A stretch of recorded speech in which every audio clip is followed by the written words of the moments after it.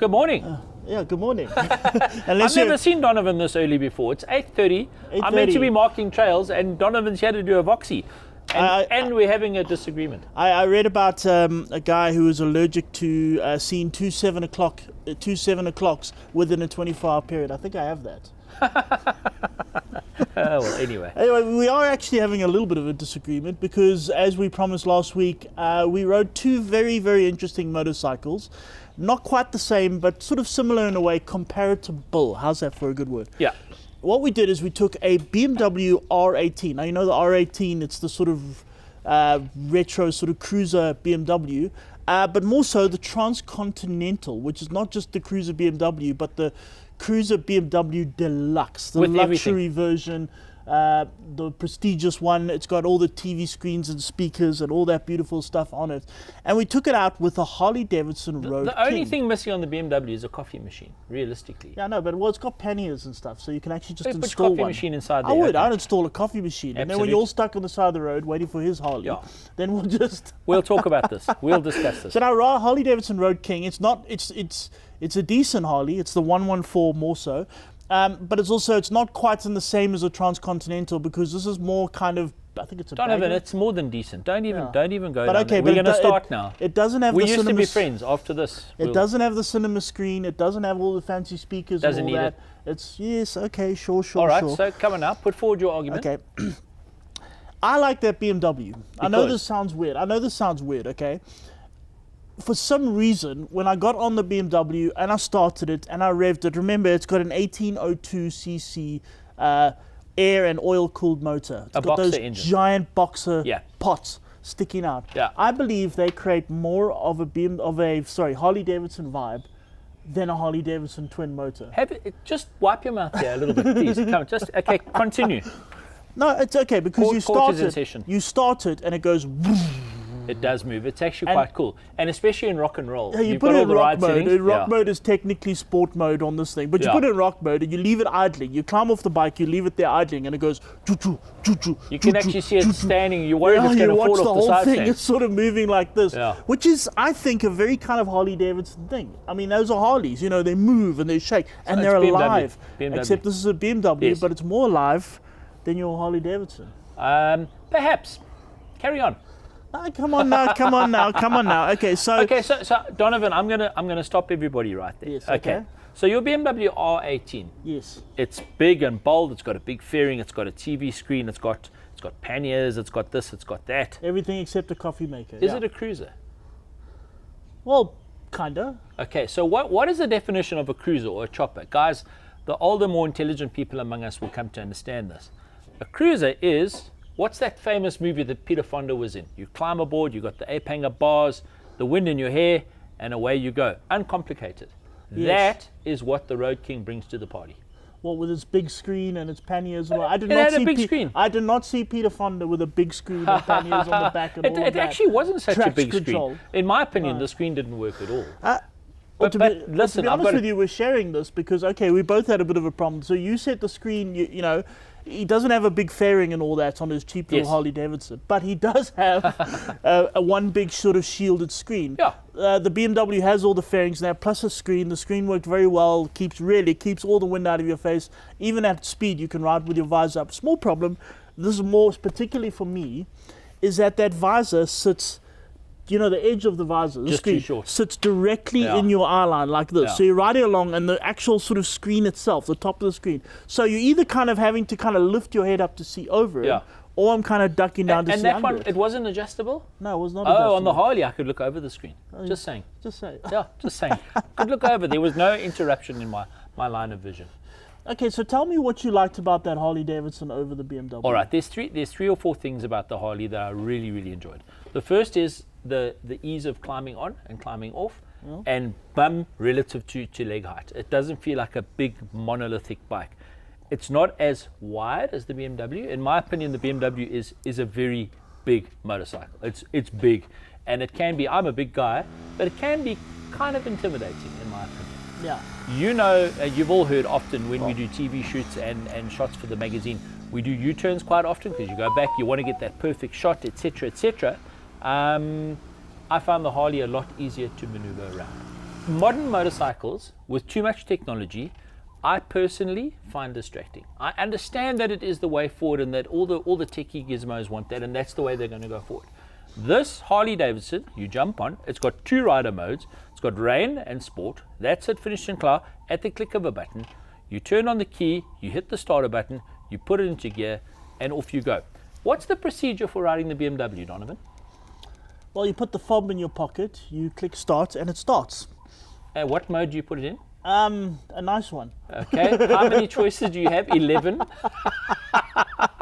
and I think that's the crux of the matter. Okay, so now I like simple. Okay, you like simple. So simple motorcycle for a simple man. But however, okay, so remember, these are not the same motorcycles. Where this is now simple and easygoing versus quite sort of complicated. But something I do kind of like, and I mean, I know not everybody likes this. When you're motorcycling, you kind of just want to be out and away from everything. So I connected this BMW to my phone. I didn't. And I had there we go. See, first problem. And I had my playlist playing. My music I like. I listened to the exhaust pipes. Now the most fun is after we were finished shooting this, we were in Cullinan.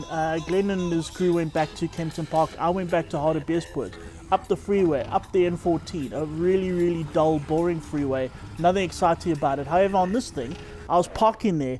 Very comfortable. Yep. Now the original R18 was not that comfortable. We all sort of criticized it. This bike is different. It's very comfortable, lovely seats. The floorboards are very nice. I even quite like it's got a heel up change. So like on the old school bikes where it's got like 2 gear levers. To change down you hit your toe. To change up you use your heel. I like that actually. I find it easier than sort of digging in. But so more Don, I'm going to interrupt you again. Yeah? We're good at interrupting each other.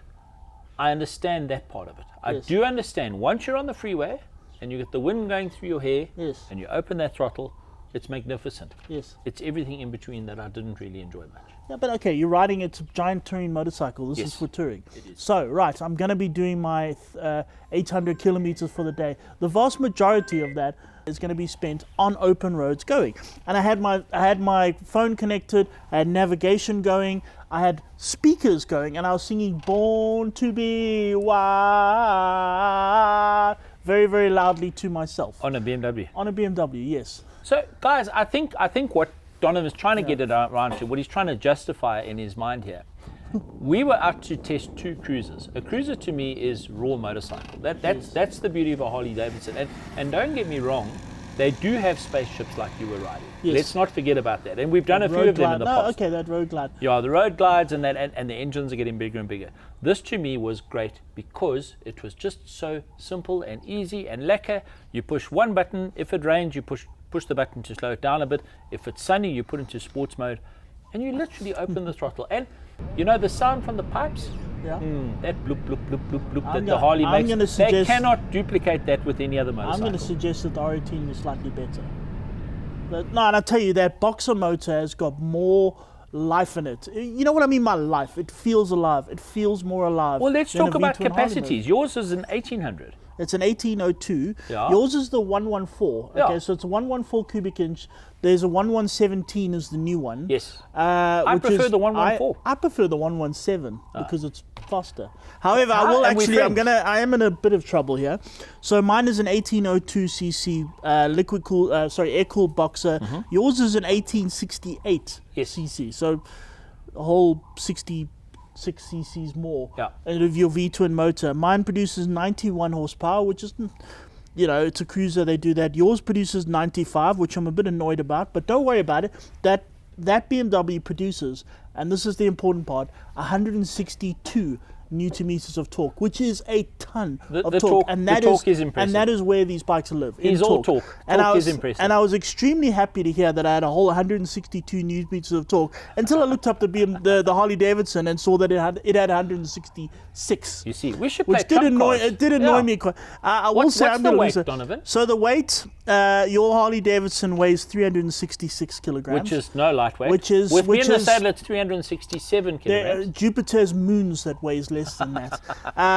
However, Jupiter itself weighs just as much as the BMW. It's 432 kilograms. Yeah. I'm pretty sure there are cars out on the market that weigh less than that. Yeah. But here's the thing, okay, and I know you. Okay, so Glenn, I'm gonna use background here. Yes. You're used to mostly lightweight sort of dirt Yes. bikes. That's always been kind of Yeah. you. You do ride all the on-road I bikes. do, honestly, I prefer smaller motorcycles. Yes, Finished but and clear. you do. So if you ask me for a naked, I would choose a Honda Hornet over an 1100 something. I would. That's true. That's me. Whereas I'm quite used to sort of heaviness. Yeah. And honestly, now I know this bike weighs 432 kilograms, but it sounds worse than it is. Most of that is very low down. And nowadays, and I mean, I'll say this about Harley-Davidson, it's exactly the same. They've got those bikes so beautifully balanced. Yeah. That even though it weighs a ton, you don't quite, it doesn't quite translate into actual sort of you having to suckle with this bike. Correct. However, I will say that the BMW was a lot more of a suckle than the Harley-Davidson. Excellent. But I didn't to mind. me, it just feels Yeah. really big. But Don, you know, so now we've had a lot of tongue-in-cheek conversation here. At the end of the day, if all motorcycles were exactly the same, wouldn't life be so boring? That would be very dull. So you lean towards the BMW, I lean do. towards the Harley.